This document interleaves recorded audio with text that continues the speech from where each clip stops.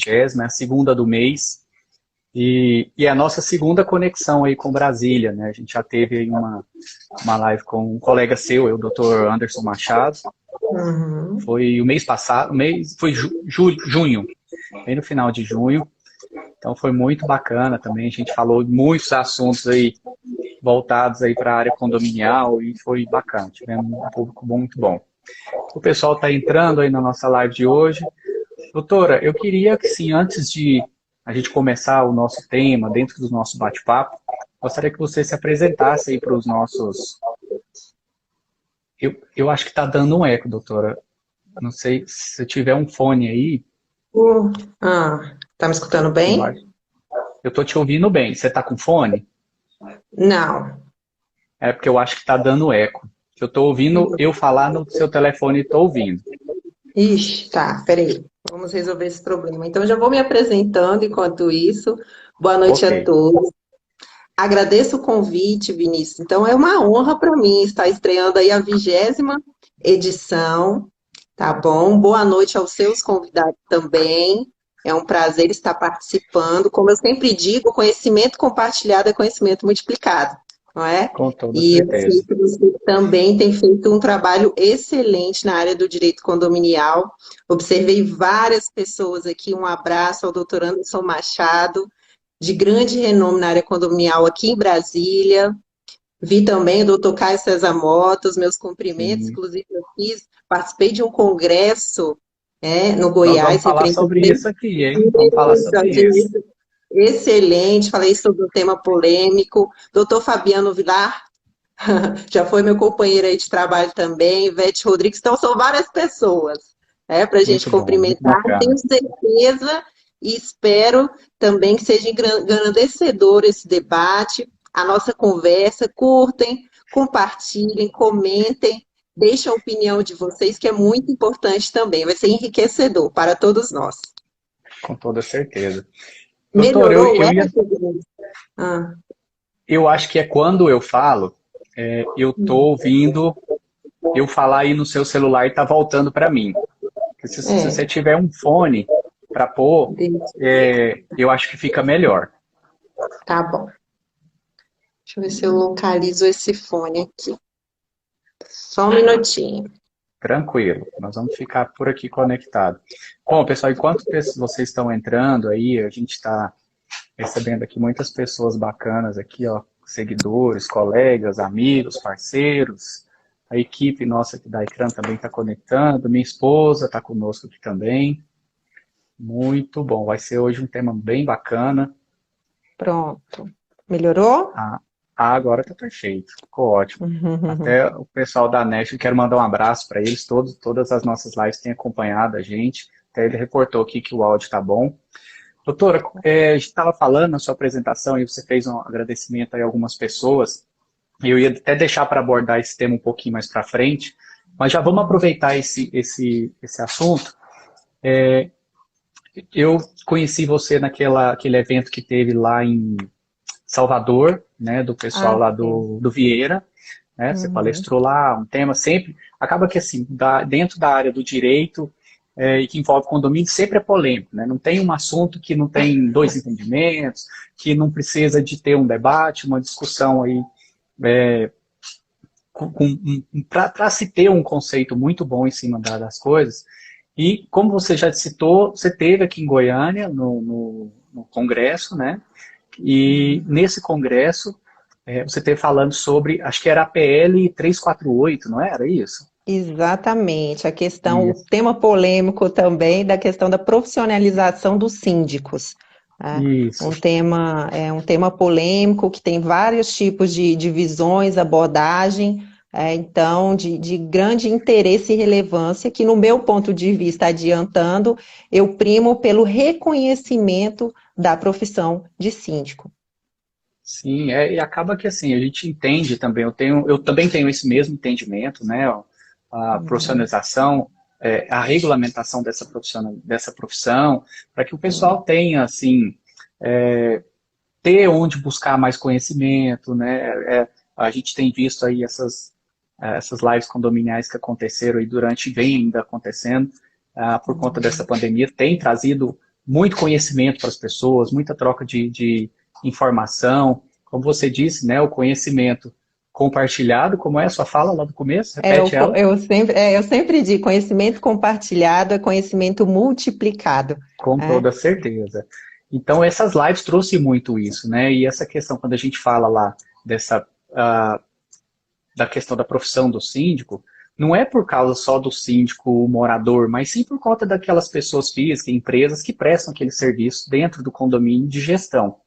E você tem conhecimento como que está o andamento dessa PL? Como que está isso? Isso parou? Está Sim, andando ainda? isso já está parado há um bom tempo, justamente por causa dessas divergências. Normalmente, a questão do reconhecimento, nós falamos, é o reconhecimento. Por quê? Porque o síndico, não só o residencial mesmo, os profissionais, nós sabemos que ele já tem essa sobrecarga, correto? E nós entendemos o quê? Que a atuação do síndico, ela deve ser sempre amparada também por outros setores, como, por exemplo, uma boa assessoria jurídica, porque o síndico, ele tem que ser o quê? Um generalista, certo? Ele, agora, deve se cercar dos profissionais competentes para ajudá-lo, como eu digo, uma excelente contabilidade, uma excelente administradora, correto? Uma assessoria jurídica que faz toda a diferença no condomínio. Os síndicos têm essa consciência. Então, o reconhecimento da profissão é justamente para que eles possam de uma forma assertiva e com base no amparo de outros setores que são fundamentais para que consiga, de fato, exercer a sua profissão ali que nós falamos que é o reconhecimento. O doutor Anderson mandando um joinha para nós, um abraço para ele, acompanhando a gente, é sempre um prazer. Temos aí uma surpresa aí daqui a uns dias, né? A gente depois vai. Não vamos comentar aqui, vamos deixar só isso, pessoal. Não perca, acompanhe aí as postagens no Instagram, que a gente vai ter uma surpresa aí para muita gente. E é justamente isso que você disse, doutora. Eu bati muito nesse ponto até na live com o doutor Anderson sobre essa questão. Uma boa assessoria jurídica, porque o síndico, ele é praticamente quase tudo dentro do condomínio. Ele é o psicólogo, ele tem que ser o recreador, ele tem que entender um pouco da contabilidade, ele tem que entender um pouco. Então, ele tem uma função muito abrangedora de todas as áreas dentro do condomínio e muitas até que nem estão lá dentro do condomínio. E uma boa assessoria jurídica faz, sim, toda uma diferença. O mercado precisa ser melhorado nessa questão de empresas segmentadas e não empresas que fazem tudo, empresas que uma empresa está ali fazendo tudo, acaba que até não tem toda essa fiscalização. Então, essa PL, ela está parada, então. Tá, inicialmente sim. Agora, eu ressalto muito a questão da especialidade, não é? Da especialidade do direito condominial. É igual, eu até comento muitas vezes, até no escritório, com o doutor Anderson, você acabou de entrar, ele fala bastante nisso. Quando você tem um problema, né, você vai ao médico, tem que cuidar do coração, você procura um cardiologista. E é assim também na advocacia. Fora que dentro do próprio direito condominial, você tem vários segmentos. Você tem a área penal, certo? Você tem a área tributária, área realmente de cobrança, aquela cobrança extrajudicial também. Então, é sempre primar pela especialidade, certo? Dos profissionais competentes para ajudar o síndico. Não, com toda certeza. Falando aí sobre essa questão de ações de cobrança, né, judicial, extrajudicial, essa pandemia foi como vocês esperaram? Aí em Brasília, aumentou muito a inadimplência, diminuiu a inadimplência, como foi o reflexo da pandemia aí nos condomínios em parte de cobrança? Realmente. Aqui, por exemplo, nós temos até um setor no próprio escritório que ele realiza essa questão da cobrança. Nós observamos o quê? Uma necessidade de, como eu diria, a cobrança em si, de repente, aumentar a questão da régua que nós chamamos de cobrança dentro dos condomínios, porque, de uma certa forma, inicialmente não afetou, mas posteriormente o reflexo foi grande, foi bastante grande. Então, nós tivemos que adaptar no sentido de um parcelamento, certo? Não uma negociação no sentido do parcelamento dos débitos com os inadimplentes relacionados às taxas condominiais. Agora, em questão da retirada de multa, de juros, já é algo que realmente não é uma orientação nesse sentido, mas de uma negociação em termos de parcelas de pagamento. Muita gente fala, né, nessa questão de, eu tô com muita taxa em aberto e entrou um dinheiro aí, eu queria acertar tudo, retira juros e multas para mim. A gente sabe que nas leis condominial, dentro da convenção não é permitido, mas o síndico fizer isso, o que pode acontecer? O que acontece? Nós temos os deveres, certo? Direitos dos síndicos. E dentro dos deveres, ele o quê? Administrar de forma correta o condomínio. E isso pode ensejar uma responsabilidade. Porque o que ocorre? Você tem ali uma previsão orçamentária dentro de um condomínio. A partir do momento em que você dá, de repente, um desconto, que eu já vi absurdos, por exemplo, de isenção de taxa condominial.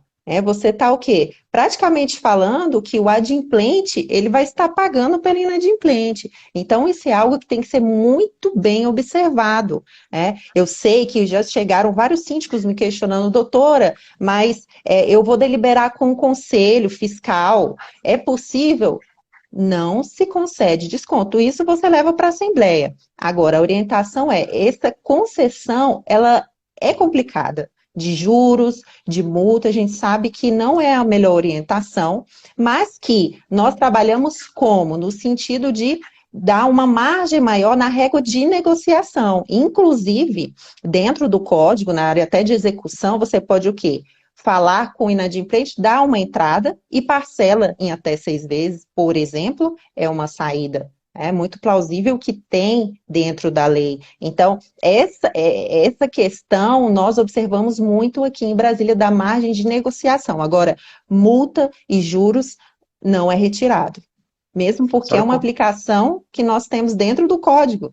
O código mesmo, ele fala da necessidade de aplicabilidade e correção de juros, multa, dentro do limite que nós sabemos que tem, de 2% de multa, e os juros, se convencionado, até ali, normalmente, 10%, às vezes é debatido no judiciário, mas ainda aceita. Mas eu sempre falo, olha, até na aplicação dos juros, você tentar não colocar uma convencional, algo muito alto, para não incentivar até a inadimplência. E a senhora estava até comentando questão, né, de juros e multas, e às vezes levar para a Assembleia. A Assembleia pode deliberar pela essa retirada, isso tem valor legal? Como que funciona isso? O que ocorre?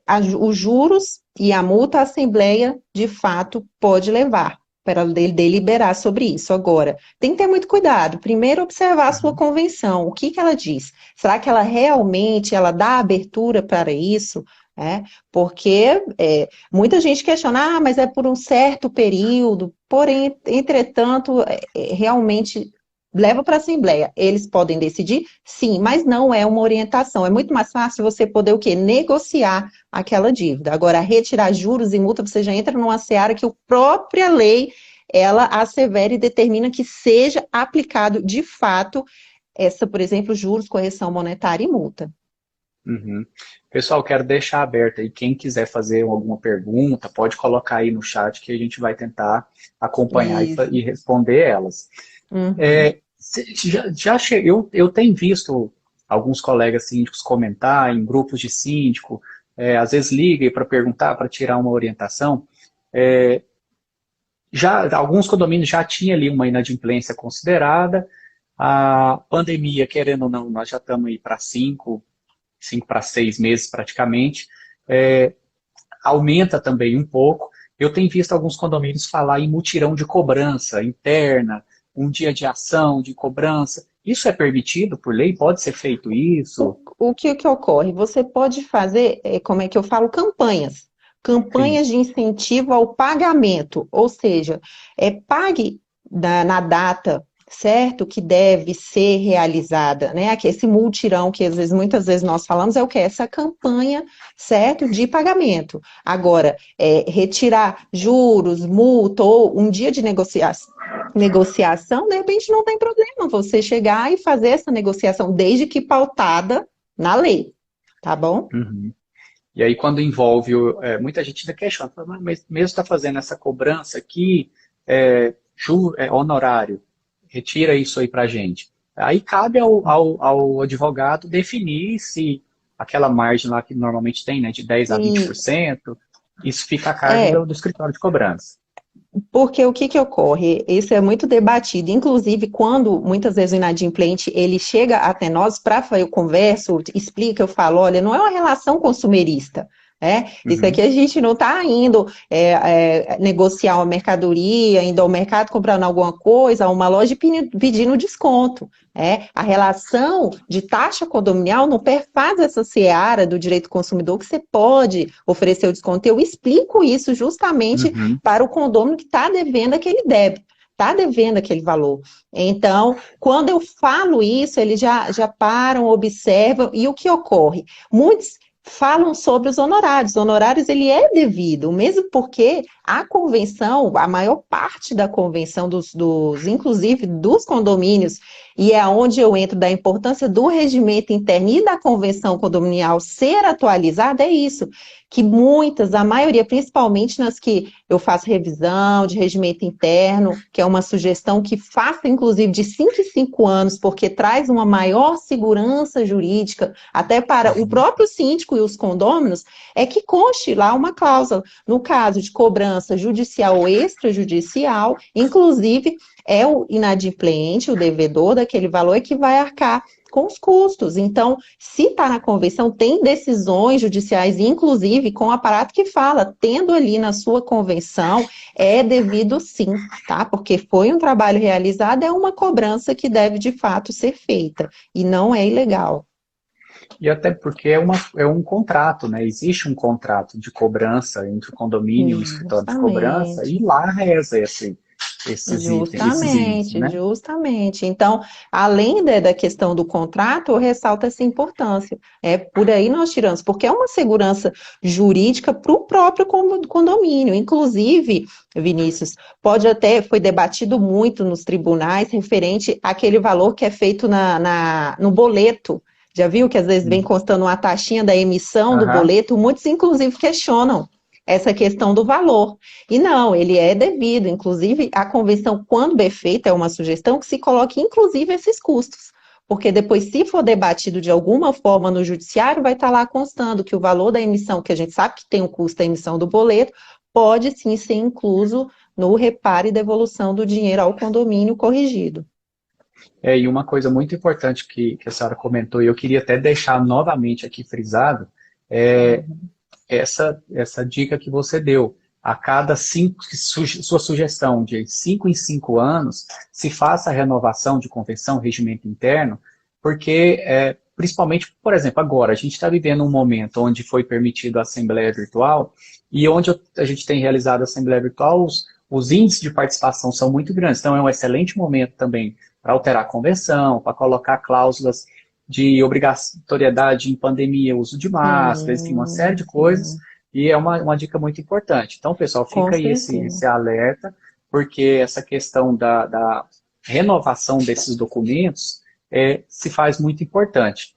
E quando a gente fala de convenção, eu vejo muito no seu Instagram, que você cita muito convenção, Uhum. né, as coisas dela. O que não pode faltar de forma nenhuma dentro de uma convenção?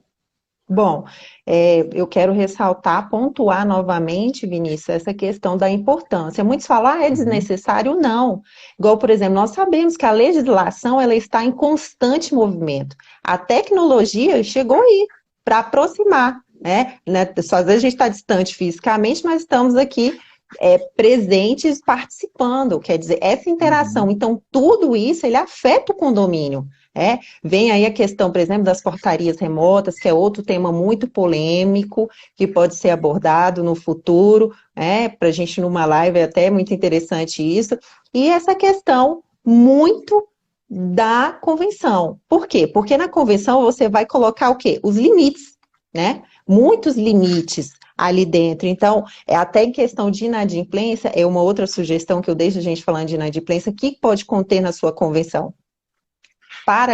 Você não pode, por exemplo, restringir, certo, um condômino que está inadimplente de utilizar as áreas comuns. Isso nós sabemos, é pacificado. Porém, uma sugestão é: coloque na sua convenção que para a utilização daquele espaço comum terá que ser previamente pago uma taxa determinada. Então, essa é uma outra sugestão de convenção muito interessante, que você já reduz aí a questão da inadimplência, né, dentro do condomínio.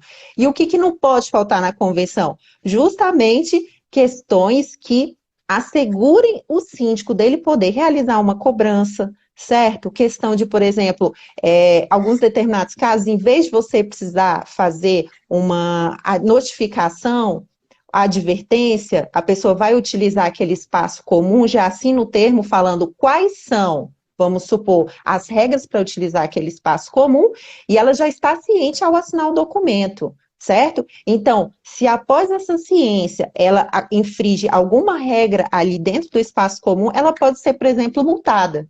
Então, isso são dicas práticas para agregar na live, que as pessoas que estão nos assistindo, as administradoras, síndicos, os demais interessados, podem aplicar diretamente. Não só isso, há diversas outras questões, como assembleia, né? Assembleia virtual, que nós sabemos que tem a lei, que está válida até dia 30 de outubro, mas que pode ser prorrogada, inclusive, porém, será que a sua convenção está preparada para, após a vigência dessa lei que é temporária, utilizar de forma permanente a Assembleia Virtual? Não é? Quais são as limitações? Isso é muito interessante.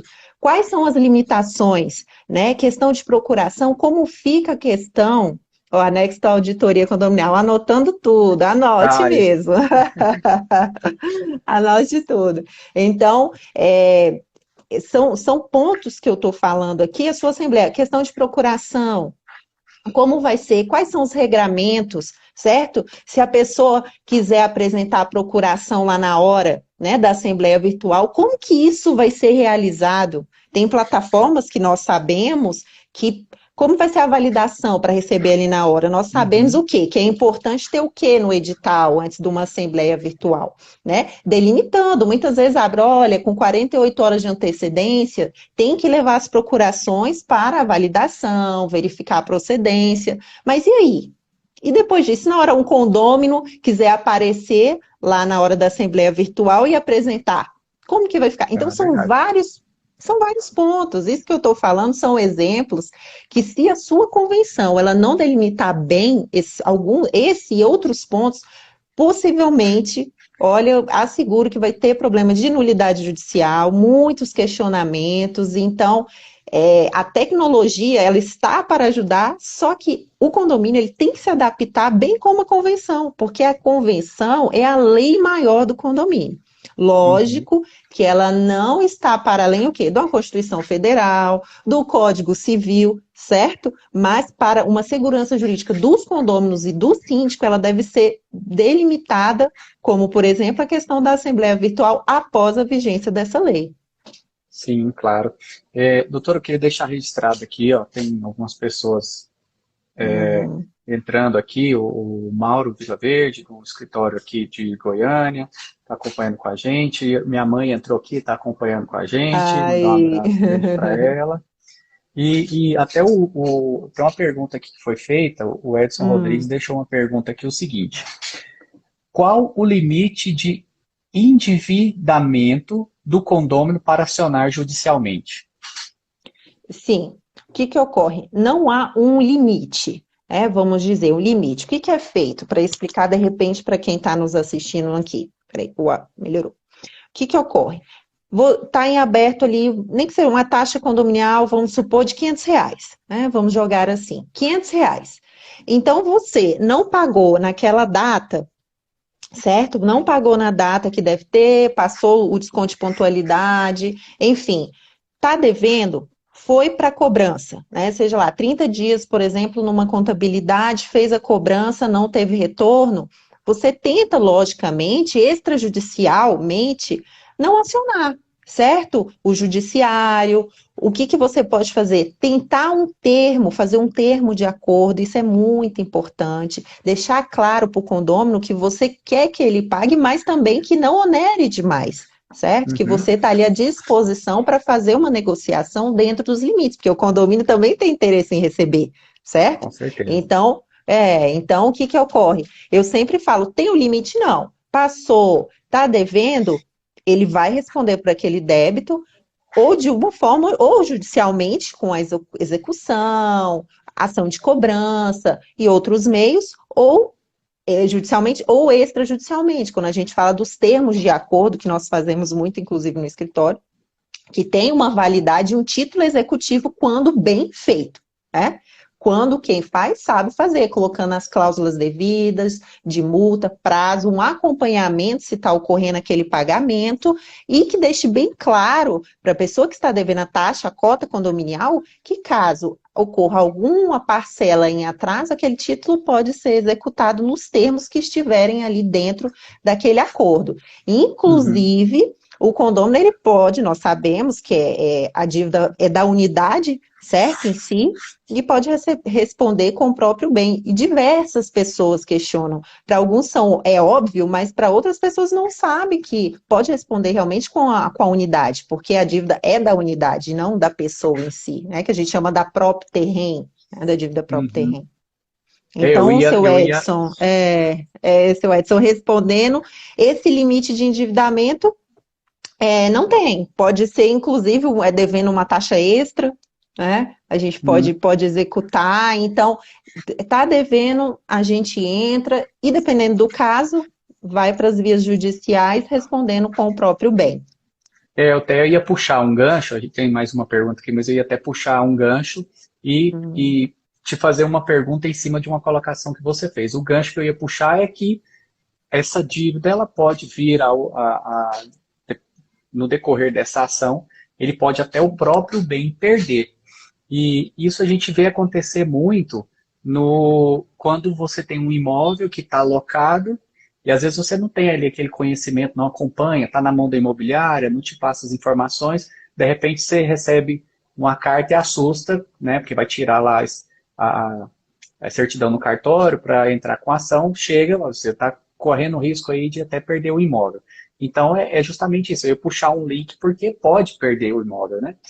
Pode, inclusive, foi muito bem colocada essa questão, Vinícius, porque é muito comum quando o proprietário do imóvel, ou o promitente, comprador, dependendo do caso, ele recebe a notícia e ele fala, doutora, eu não sabia, o meu imóvel está alocado, eu não acompanho, eu não estou acompanhando. Então, ele é pego no susto, já aconteceu demais no escritório. Quer dizer, aí a gente faz aquela orientação. Por quê? Mas não sou eu que estou no imóvel, eu loquei o meu imóvel, eu tenho que pagar a taxa condominial? Sim, porque é a dívida da unidade. E quem é o proprietário é o senhor. Então, o senhor tem que arcar. É um absurdo. Então, muitos nem levam a sério, levam apenas quando nós chegamos à última esfera de penhora da unidade. Aí é quando eu falo. Então, depois nada impede que o senhor proprietário entre com a ação pertinente para cobrar do inquilino. E até possivelmente, se necessário, uma ação de despejo. A outra colocação que eu ia fazer, antes da gente responder a pergunta, que tem uma pergunta da Ivete, a outra colocação que eu ia falar, o doutor Anderson tirou aí a surpresa, porque eu ia perguntar, você falou do desconto de pontualidade. Pelo menos isso aqui em Goiás não é muito comum, né, esse desconto de pontualidade.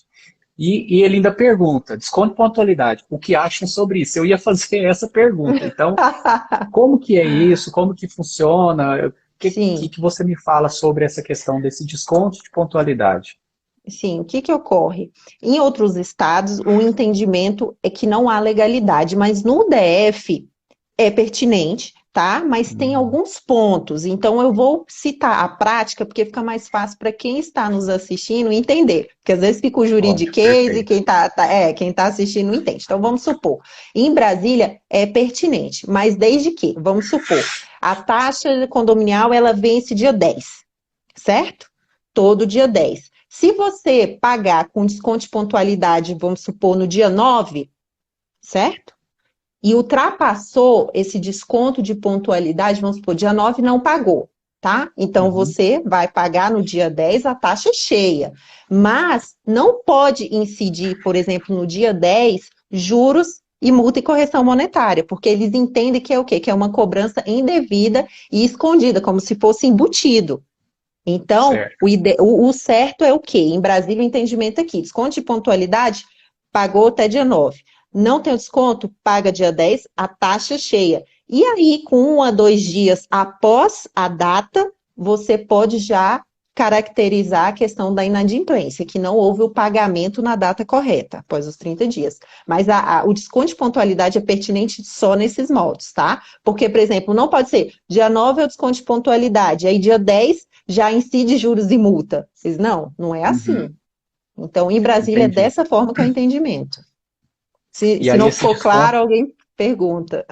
eu ia até perguntar o seguinte, vamos imaginar que gastou lá 50 mil reais no condomínio, rateou entre as unidades, nas frações ideais, a minha parte é 500 reais, e eu tenho que pagar dia Uhum, 10. Significa uhum. que o desconto de pontualidade é que se eu pagar antes, eu pago menos de 500 reais? Na verdade, o que acontece? É uma previsão que a gente fala, orçamentária, que o condomínio faz, Ah, certo? sim, aí tem Então, essa marca, majora um pouco o isso, boleto. porque aí você tem o quê? Uma margem ali. Agora, é o que eu Uhum, falo, não pode ser considerada uma cobrança embutida, igual eu falei, você tem aquele desconto. Então, no dia uhum. seguinte, você pagou a taxa cheia, no outro, tá? 2, 3 dias é que você começa ali a incidência para não ficar embutido qualquer tipo de ilegalidade, que em Brasília eles já entendem dessa maneira, que é viável desconto de pontualidade desde que respeitado esses quesitos. Perfeito. Então vamos lá agora na pergunta da Ivete. Eu quero dar mais uma boa noite aí. O meu pai também acabou de entrar, que está acompanhando com a gente. Família toda está acompanhando. É, assim mesmo. Muito bom. A Ivete perguntou o seguinte: é legal o escritório de contabilidade fazer as cobranças no condomínio? Então, vamos lá. A cobrança extrajudicial, ela não tem problema algum, tá? Então, vamos supor, você vai fazer uma cobrança extrajudicial, como que alguns condomínios trabalham, inclusive é o exemplo que eu vou dar. Você tem o jurídico, a assessoria jurídica e a contabilidade. Então, o que que ocorre? Você passa para a contabilidade, ela faz aquela cobrança num tempo determinado, que é estipulado, todo condomínio tem ciência, e passou, não está tendo efetividade, passa para o jurídico. E o Uhum, jurídico que ele tem, vamos dizer que o jurídico ele tem aquela expertise para acionar ou até de outra forma realizar essa cobrança extrajudicial, ele faz essa cobrança, tá? Agora, se é muito debatido, até por uma questão que eles falam de ilegalidade mesmo, é o quê? Que o escritório de contabilidade, ele não pode, sob pena de incorrer em exercício legal da profissão, fazer a cobrança judicial. Isso é completamente equivocado, inclusive a OAB já está aqui em Brasília batendo em cima disso. Por quê? Porque cada um tem a sua profissão e deve exercer dentro da sua legalidade. Então, o escritório de contabilidade, ele vai fazer ali a cobrança, porém, ele não pode embutir no seu serviço, por exemplo, uma cobrança judicial, né? Porque se ele uhum. falar que está fazendo uma cobrança judicial, ele está exercendo a profissão de forma ilegal. Então, esse é o entendimento que nós temos. É porque quando você fala daquela cobrança extrajudicial, até a Uhum. convenção fala que o síndico pode cobrar, né? Então, Sim, se o síndico pode sim. cobrar, a contabilidade também pode mandar ali um Uhum, e-mail, uma cartinha. uhum, sim. Hoje tem se usado muito aplicativos, né? No próprio aplicativo ali, deixar programado, deu 10 dias que venceu, a sua taxa está com 10 dias vencido. Acaba que, querendo ou não, ajuda. Tem gente que não paga por esquecimento. Tem gente que Sim. realmente não paga porque não quer Não tem mesmo, enfim. Então, condições, é. então é, Uhum, é complicado. É, uhum, quando a gente fala de direito condominial, e eu sei que também você tem uma especialidade no direito imobiliário, sim. tem alguma coisa que diverge um do outro? São as mesmas vertentes ou um é realmente específico para Uhum. locador, locatário, venda, compra e o outro é Tá. condomínio mesmo? Tem O, ligação nisso? Como que é? Excelente pergunta. O que que ocorre? O direito, muitos falam, né, que porque o direito condominial é um ramo que do direito imobiliário. São distintos. Por quê? Porque se você conversar, eu sei disso, porque como eu tenho essa pós-graduação de especialização em direito imobiliário, né? E condominial, o que que ocorre? A gente vê nitidamente que muitas vezes quem atua com direito imobiliário, por vezes, não tem a noção do que é um condomínio. Porque quando se está um condomínio, eu falo que é um organismo vivo ali, totalmente diferenciado. A realidade de um condomínio só conhece, é igual síndico, só conhece exatamente o que se faz dentro de um condomínio quem vive aquela realidade. Então, não adianta você pegar alguém do direito, vamos supor, de família que não mexe com condomínios e querer que aquela pessoa advogue para a área de condomínio, porque não vai ter o conhecimento da confissão, da prática, porque se tem uma coisa que faz a diferença no dia a dia, na atuação do advogado, é a experiência na prática, que faz toda a diferença. Porque muitas vezes a lei fala uma coisa, e como é que é a interpretação no dia a dia, a realidade do seu condomínio? Então, ela é muito específica. Então, o especialista, ele sabe do que ocorre no dia a dia do condomínio, diferentemente. Então, lógico, tem a questão do imobiliário, como é que fala? Elas se conjugam muitas vezes, né? Passam pelo mesmo ponto, sim, mas a realidade de um não é igual à realidade de outro. Igual eu comentei no início da live, quando você tem um problema, torceu, quebrou o pé, você não vai no cardiologista, né? Você vai aonde? Você vai no ortopedista para cuidar do pé. certeza. E a mesma coisa é o direito, tá bom? Então ele tem, como se existe sim a direito condominial, é um direito Sim, imobiliário. Eu te sim. perguntei isso porque tem muita gente que fala que o direito condominial nasceu do direito imobiliário.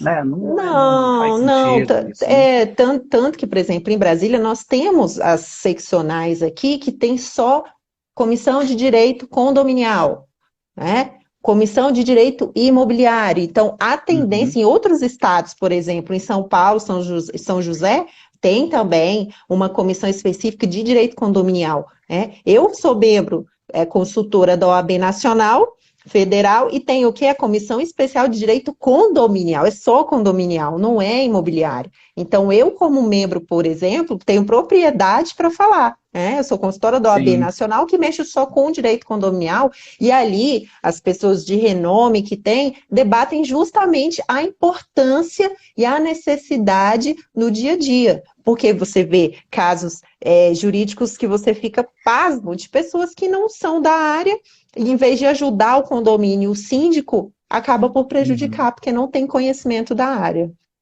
Com certeza. E quando a gente fala, finalizando lá, né, gente, o Bruno aí, vamos dar um abraço para ele, tá? Tá Bruno. acompanhando com a gente aqui, e já já nós vamos na pergunta aqui da Next Auditoria. Quando a gente fala lá dentro da convenção, assembleia, ou presencial ou virtual, aí vem, muitas pessoas ainda têm aquela dúvida.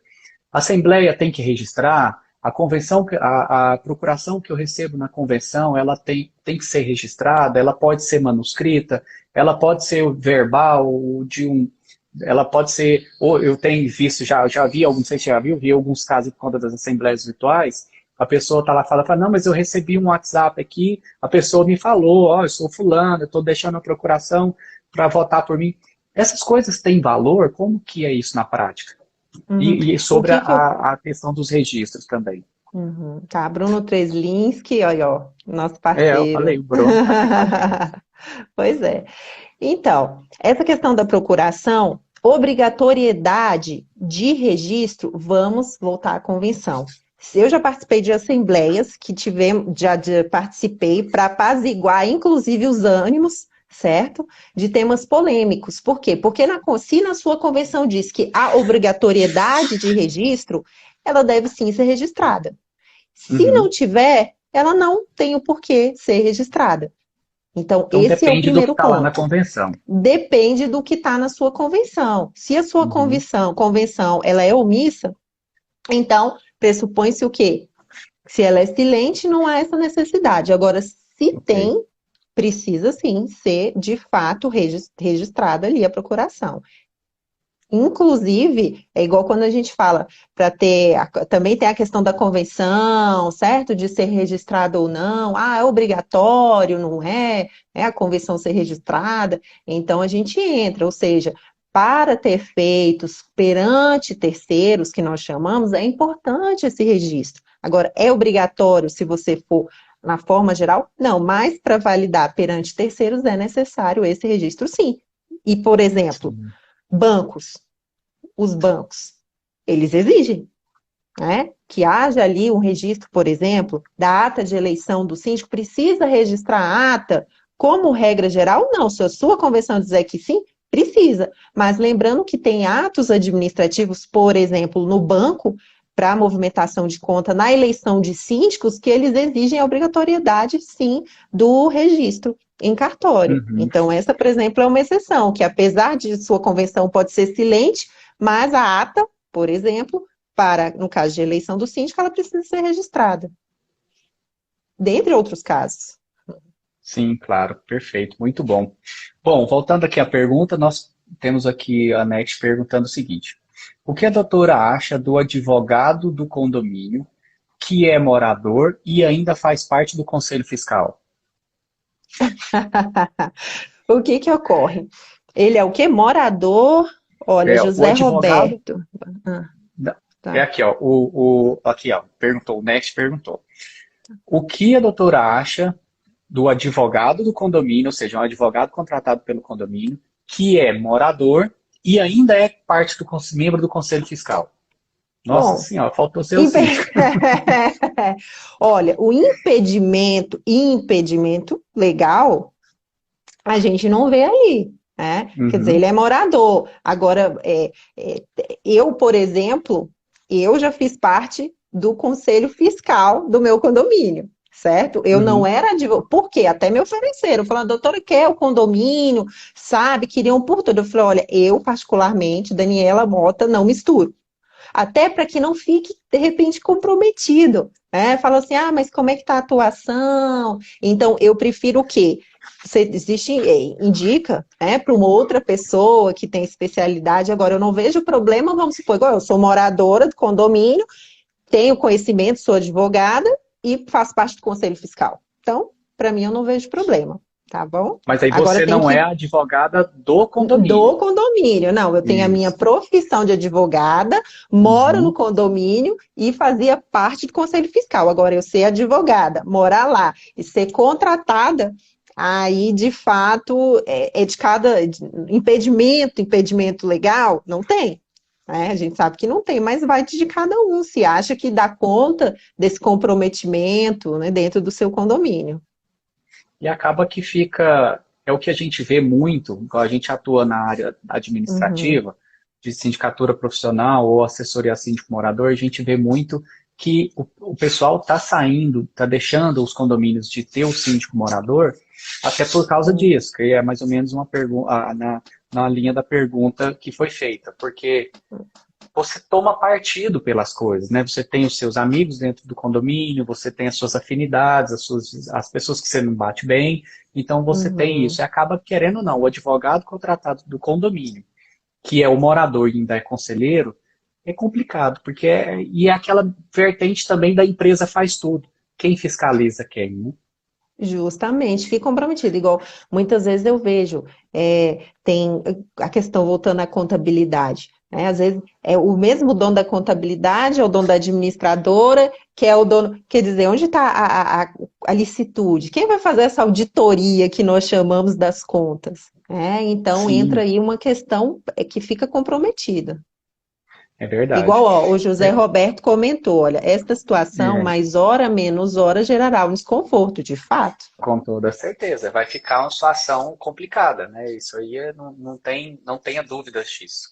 Uhum. É, mudando aí um pouco de assunto, mas mantendo aí também um tema polêmico, eu acho que tudo que envolve, até se você for fazer uma festa no condomínio, é polêmico. Né? Se você for fazer uma Verdade, festa, verdade. vamos fazer uma festa junina que interagir, é polêmico, vai ter Aham, problema. aham. Mas eu acho que não tem um assunto tão polêmico que gera tanto desconforto, tanta desavença, tanto interpretação para o lado pessoal como os animais no condomínio, né? E é um tema que a senhora domina muito. Eu queria que você passasse para a gente como é isso, quais são aqueles 3 S que não podem ser infringidos, pode, não pode, eu posso pôr um labrador, só pode pincher, não, aqui não pode nenhum, eu posso ter uma ave silvestre, eu tenho um condomínio que a pessoa tem uma iguana e uma cobra, né? Então, são situações que... Realmente, o que ocorre? É muito debatido essa questão, já foi muito debatido, inclusive o Superior Tribunal de Justiça, STJ, se posicionou, né, no sentido de que quais são os 3 pontos que devem ser observados na questão da proibição do condomínio, na questão de poder ou não ter animais. Primeiro ponto, tem o caso da convenção que ela é omissa, não fala nada sobre a criação dos dos animais em condomínios.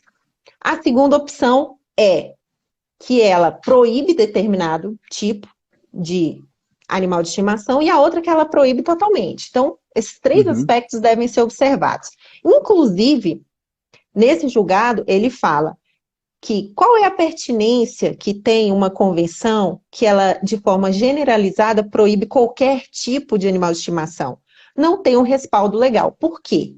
Porque nós precisamos primar pelos 3 S's, que é a saúde, o sossego e a segurança do condomínio. Eu até anotei aqui, me permita ler alguns artigos que eu achei interessante, até quem estiver nos assistindo.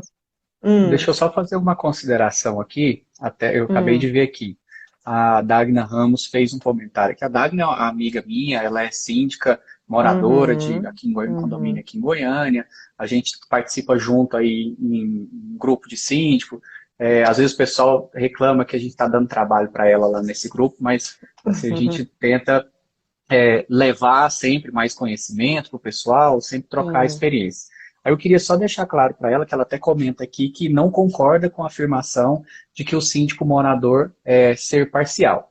O que eu quis dizer é que existem síndicos e síndicos, mas a gente tem percebido que na grande maioria das vezes a questão do síndico morador tomar um partido é porque é o seguinte: eu sou síndico do prédio que eu moro e eu tenho os meus amigos. E às vezes eles causam problema dentro do condomínio e eu fico numa situação delicada porque ou são meus amigos, amigos da minha esposa, do meu filho, enfim. Então a gente vê muito isso acontecer, condomínios que convidam a gente para fazer uma proposta e tá atuando na gestão desses condomínios, porque na grande maioria das vezes ou ninguém quer, ou porque eu era síndico do condomínio e eu estou com problema com o meu vizinho. Então, acontece muito isso. Mas tem síndicos moradores que são excepcionais. Eu tenho certeza que a Dagmar ela é um deles, né? Então, é só para deixar claro esse posicionamento que eu coloquei, não foi generalizando, é porque o que a gente mais tem percebido. A senhora já percebeu isso também? O que ocorre? Eu até cumprimento aqui a Dagny Ramos, porque eu gosto de opiniões divergentes, geram bom debates, igual eu falo, não é porque você discorda de mim, Vinícius, que nós somos inimigos, então o direito tem muito disso, então foi muito interessante o seu posicionamento, Dagny, nesse sentido, porque o que ocorre, existem, igual eu falo, cada caso é um caso, existem síndicos que são excepcionais, maravilhosos, eles atuam com total como é que fala? Imparcialidade, eles não são realmente parciais, mas também tem essa outra visão que o Vinícius colocou, em que ele pontuou que tem síndico que de fato, e eu observo na prática, que não são todos, mas alguns têm essa dificuldade de separar. Realmente, é um amigo, não é, de repente, será que pode oferecer aquele desconto, né? Mas não são todos, de forma alguma, mas que eu já vi acontecer, eu já vi. Mas cada caso é um caso e com certeza síndicos que moram no condomínio, conhecem também aquela realidade, são excepcionais. Com certeza. Bom, agora vamos voltar lá nos PETs, nos S's, né? Vamos lá. Ler para a gente, vamos retomar o raciocínio. Então, quem está nos acompanhando, ou acabou de entrar, a questão dos pets no condomínio, muito debatido, tem a questão dos 3 S, que devem ser observadas, segurança, saúde e sossego, certo? Se a sua convenção, ela proíbe, inclusive eu conheço um condomínio em Brasília que proíbe, tá? de forma generalizada, não tem respaldo. Por quê? Porque se for levado ao judiciário, o juiz, quem estiver analisando o fato, ele vai perguntar, mas por quê? O sossego, a saúde e a segurança foi colocada em risco? Certo? Uhum. E ainda fala que o Código Civil são direitos do condômino, no inciso 1 do artigo 1335, usar, fruir e livremente dispor das suas unidades. Então, acaba que você está o quê? Interferindo na propriedade privada, no direito que Sim. aquele morador tem. Então, vamos supor, nesse condomínio em Brasília que eu conheço, que tem na convenção, certo? Que ele proíbe de forma generalizada, não pode condomínio, não pode condôminos com animais. Se alguém quiser adquirir uma unidade ali, tiver um animal de estimação e entrar na justiça, a porcentagem de êxito de ele ter o direito de conservar ou entrar com a cautelar, de manter o animal de estimação no condomínio, é muito favorável. Por quê? Porque o juiz ele analisa os artigos da lei com base no artigo 1335 do Código Civil, certo? No direito que você não pode interferir diretamente na propriedade privada, ela tem limites, mas nesse caso não pode. Ainda fala aqui, o artigo 1336, são deveres do condômino. O inciso 4º, dar às suas partes a mesma destinação que tem a edificação, e não as utilizar de maneira prejudicial, que entra os 3 S, sossego, salubridade e segurança. Então, assim, esse é um ponto. Agora, vamos proibir determinado tipo de animal? Tem que ter um motivo. Esses 3 S's, eles são, de fato, preponderantes? Vai ocorrer algum problema nesse sentido? Vai ser auferido? Vai ser atingido? Então, vai ser levado à Assembleia por que aquele determinado animal não pode estar no condomínio. Por quê? Porque é um dever do síndico, já diz o artigo 1348, diligenciar a conservação e guarda das partes comuns do condomínio, zelar pela prestação de serviço que interessa aos possuidores. Então, olha a abrangência que tem a questão, fora um dano moral que pode sofrer, inclusive, o condomínio, sobre isso. Então acaba que toda essa colocação cai também aqui no questionamento do José Roberto, né, quando ele fala sobre um pet de grande porte, se ele estiver infringindo ali um daqueles 3 S, aí sim teria alguma proibição, caso contrário, não. E aí a gente vem com outra colocação que também é importante, um morador com 6 cachorros latindo. Cada vez que alguém passa na frente da casa ou toca o interfone, está infringindo um dos 3 S, né? No caso, o sossego da comunidade. Por quê? Porque quem fez a pergunta foi a Márcia. Márcia Farias. Márcia, boa noite. Excelente pergunta. Minha mãe. Dona Márcia, tudo bom? Excelente. O que ocorre? Tem questão do direito de vizinhança também. Porque, no caso, 6 cachorros latinos, vai acabar no momento que vai perturbar o sossego, e dependendo do tom que esse cachorro está latindo, vai ser até uma questão da lei do silêncio, que a gente sabe que não tem horário. É a lei do silêncio, sim. Inclusive, ela não precisa ser aplicada apenas durante a noite. Tem os decibéis, que normalmente é distrital, estadual, e tem, se eu não me engano, a lei federal que regula os decibéis. Então, vai até além, realmente, do sossego. Se 6 cachorros, inclusive, tem que ver a questão da salubridade. Sim. Como é que está o cuidado dentro do condomínio quanto a isso. Tá bom? Então, como se diz, é um item muito polêmico, né? A questão de pets, animais de estimação, de um modo geral, mas uma situação que tem ali sossego, segurança e sossego, saúde e segurança. Então, ou seja, infringiu qualquer um desses itens, pode autuar com multas, com penalização, enfim, com uma série de coisas, né? Inclusive, eu vou além para a gente enriquecer esse tema. Aqui em Brasília, não sei se teve essa abrangência em Goiânia, que foi o caso dos animais silvestres, em condomínio. Em Brasília, para quem está nos assistindo, possivelmente tinha um condômino em que ele, né, condomínio proprietário, enfim, um morador do condomínio, que possivelmente ele criava cobras dentro de casa, depois descobriu que ele traficava, possivelmente, está sendo investigado, que era um tráfico de animais. Então, vários questionamentos vieram a mim, os síndicos, doutora, o que a gente faz quando tiver questão de animal silvestre dentro do condomínio? Pode?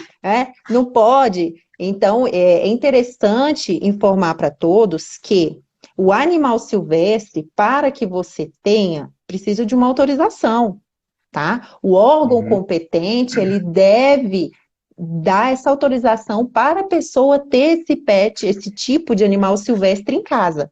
Por quê?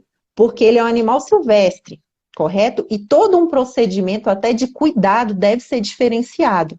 E verificar a sua convenção, se ele não proíbe a questão do animal silvestre. Por quê?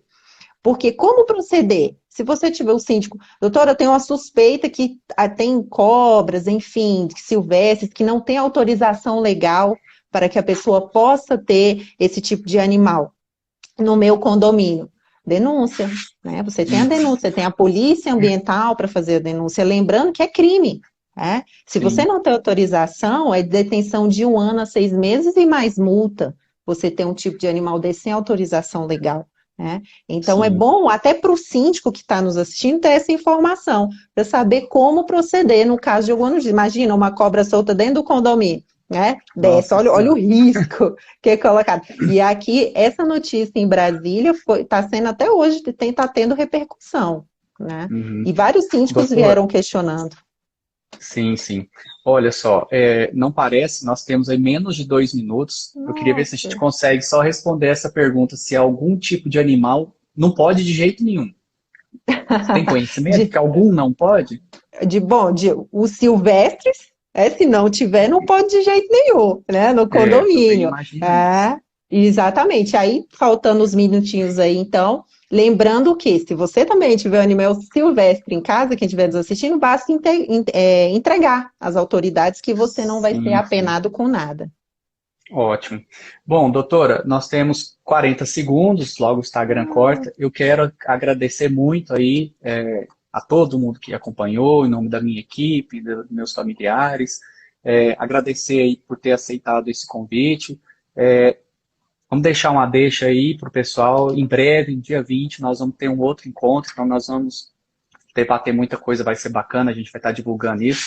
Agradeço muito e espero a gente poder levar mais conhecimento, mais situações do mundo condominial para o pessoal em breve. 10 segundos para a senhora dar um abraço para a galera aí. Bom, agradeço, Vinícius, a todos os participantes, sejam sempre bem-vindos, daniela.mota.dv lá no meu Instagram, tá bom? Agradeço demais a participação. Obrigada, Vinícius. Muito obrigado. Obrigado a todo mundo. Eu vou deixar a live publicada e aí quem não pôde ver vai poder ver depois. Um abraço. Tchau, pessoal. Tchau, doutora. Obrigado. Até mais, por nada.